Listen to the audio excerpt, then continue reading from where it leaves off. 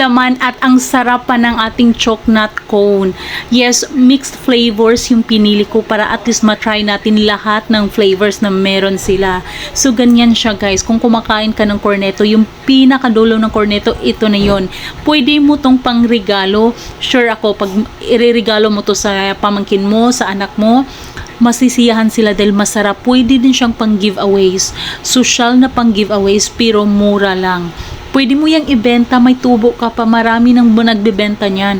Kaya kung gusto mo, i-click mo rin yung yellow basket para maka-order ka. Ang bilis lang din ng kanilang shipment. Masarap talaga yan. Trending na trending yan dito sa TikTok. Kaya bumili din ako para matikman ko rin yung sarap ng chocolate na yan. Ang dami na rin talagang bumibili. Ang daming positive feedback na masarap naman daw talaga. Nag-i-enjoy daw sila. Kaya ano pang hinihintay mo? I-click mo yung yellow basket para maka-order ka. Ang bilis lang din ng kanilang shipment.